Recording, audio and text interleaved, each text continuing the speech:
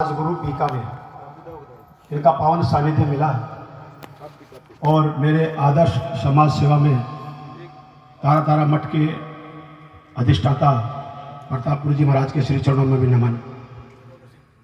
मैं दो तीन विचार अपने रखना चाहूँगा आपके समक्ष। और जैसे महाराज श्री ने कहा कि गाय हमारे समाज की धुरी है, हमारे अर्थ की धुरी है, पर्यावरण की धुरी है, परंतु महाराज जी वर्तमान केंद्र सरकार के द्वारा जो आदेश पारित किया गया है उसमें गाय किसी काम की नहीं रहेगी, कोई भी व्यक्ति गाय पाल नहीं पाएगा।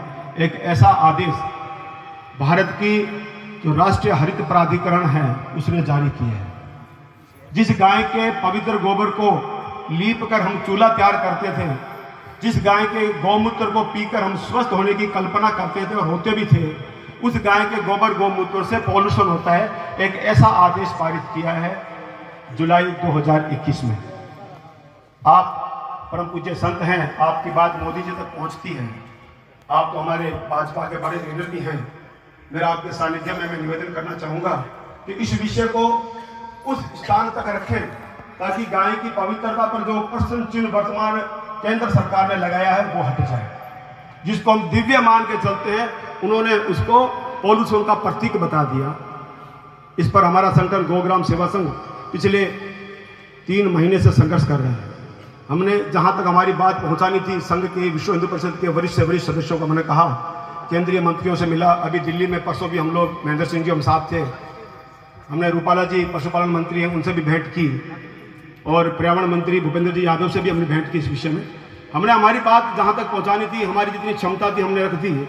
अब आप दोनों के श्री चरणों में निवेदन है इस बात को आगे तक पहुंचाएं। दूसरा, इस गौशाला संचालकों से मैं 2-3 निवेदन करना चाहूंगा। जब किसी का पुण्य जागृत होता है तो उसको गौ सेवा मिलती है। गौ सेवा हर व्यक्ति कर ले ये संभव नहीं है। गाय घर में बंदेड़ी गाय की भी घर में रेवड़िया 2 मोटा लोग भी सेवा कौन कर पावे, जगह 300 400 गाय पालसी वास्तव में 12 पुण्य उदय हुए हैं जना वे गाय की सेवा कर रहे हैं।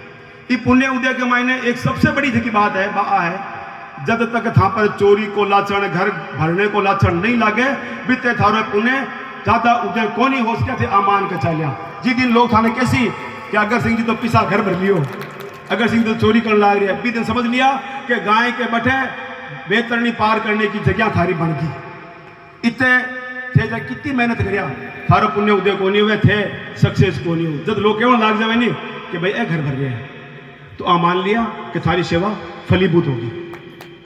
क्योंकि जब कहने को मतलब वो है कि लोग जब ईर्ष्या करें जब काम हो तो दिखे। अगर काम आप करी नहीं हो तो ईर्ष्या लोग क्यों करसी था?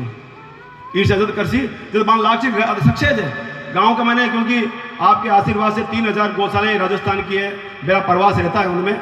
सभी गाँव में गौशालाओं के साथ में आपसी मतभेद है गाँव वालों के, किसी का सरपंच का मतभेद है, किसी का जमीन का मतभेद है, 3-4 ग्रुप हैं।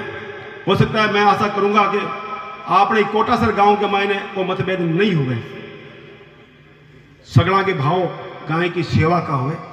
यदि इस प्रकार की सेवा का भाव रहा तो शायद कोटासर की भी गौशाला राजस्थान की प्रथम गौशाला भी बन सके। तो मैं पूज्य श्री के चरणों में निवेदन करूंगा कृपया हमारी ये भाव आप अपने ऊपर के अधिकारियों तक पहुंचाए। आप सभी यहाँ पधारे, आपका आभार। जय गौ माता।